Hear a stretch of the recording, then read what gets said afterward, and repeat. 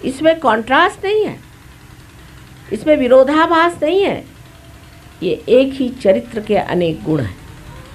बाललीला में जो मनुष्य कार्य करता है वो अबोधिता में सरलता से होते हैं। फिर वो तो योगेश्वर थे, साक्षात योगेश्वर थे। योगेश्वर ऐसे थे कि उन्होंने 16,000 पत्नियां कर ली और उसके बाद और 5 पत्नियां कर ली। लोग कहेंगे वाह भाई क्या योगेश्वर थे, इधर 16,000 पत्नियां कर ली और ऊपर से और 5 पत्नियां कर ली। ऐसे योगेश्वर से भगवान बचा रखे।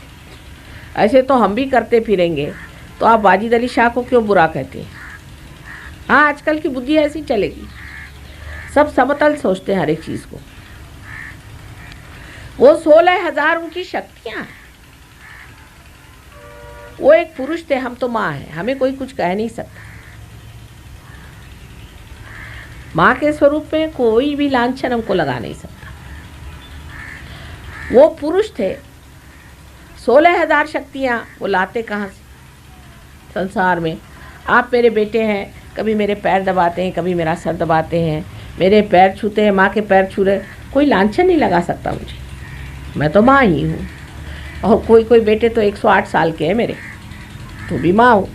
माँ तो माँ ही हुई, माँ तो पवित्र ही होती है, उसको कौन छू सकता है? लेकिन उनकी 16,000 शक्तियों को इस संसार में लाना आसान चीज़ है। और उस वक़्त कोई ऐसे लोग भी नहीं थे तैयार जो सहयोगी होते कि जिनको खड़ा किया जाए। तो उन्होंने 16,000 अपनी शक्तियों को स्त्री रूप में जन्म दिया और एक राजा से कहा कि इनको सबको भगा के ले जाओ और फिर ये नाटक करके, सारा नाटक ही है, और उन 16,000 अपनी शक्तियों को अपने पास ले। और 5 जो पत्नियां थीं वो पंचमहाभूत, उन पंचमहाभूतों को भी अपनी पत्नियां बना करके साथ। अब ये सूक्ष्म बात आपको सहयोग में समझ में आएगी। आप वाइब्रेशंस पे देखें, मैं बात सच कह रही हूँ कि झूठ कह रही हूँ। जो बात कह रही हूँ इतनी सच है कि उससे आपको वाइब्रेशंस आएंगे। ये 16,000 शक्तियाँ और पंचमहाभूतों को उन्होंने एक ऐसे रूप से अपने पास रखा कि लोग लांछन नहीं लगा सकते थे। अब पत्नी है, पत्नी क्या 16,000 क्या कितनी भी हो, पत्नी है बेचारी। लेकिन उनके लीलामय जीवन के अत्यंत सुंदर सुंदर मधुर मधुर ऐसे क्षण हैं कि जिनका वर्णन नहीं किया जा सकता। अब राधा जी, ये उनकी शक्ति। राधा, रा माने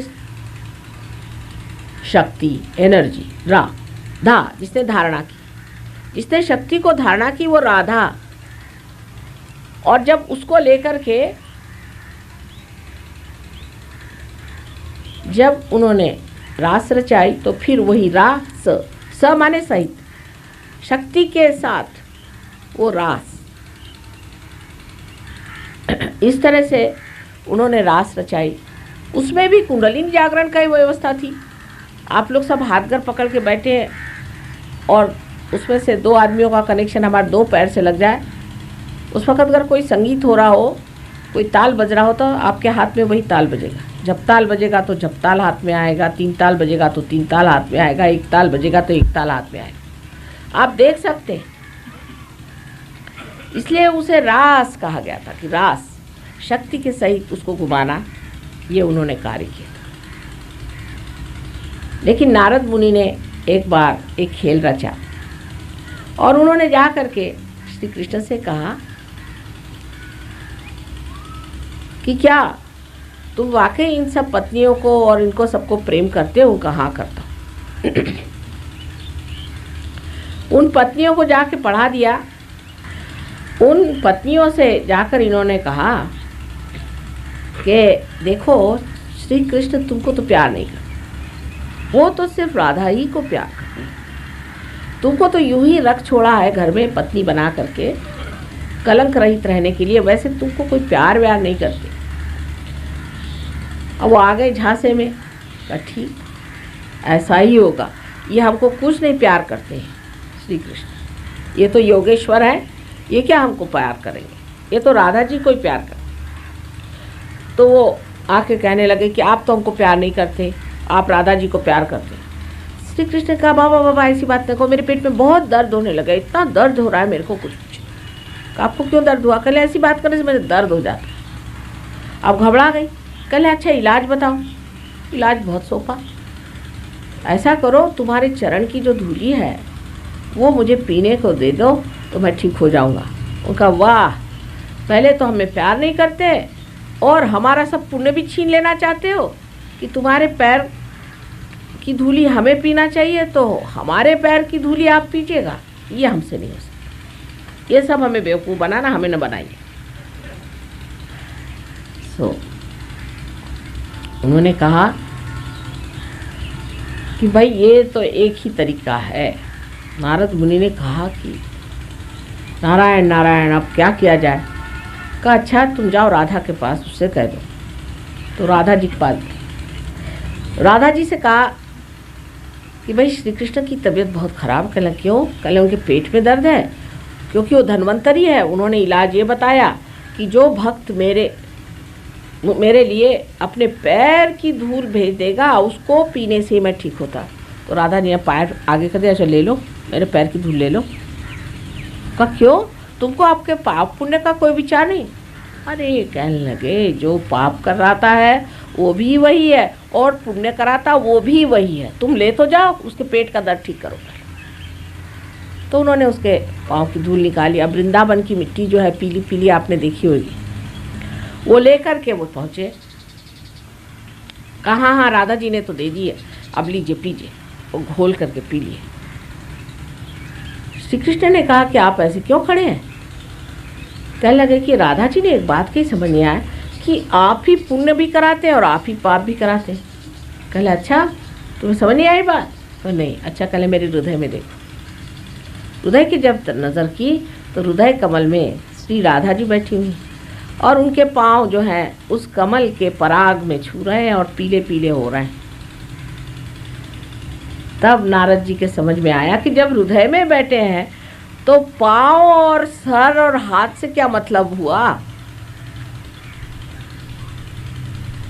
ये पाप पुण्य की जो कल्पना थी वो श्री कृष्ण ने बदली, जिसे हम महान पाप समझते हैं और महान पुण्य समझते हैं, उसकी बराबर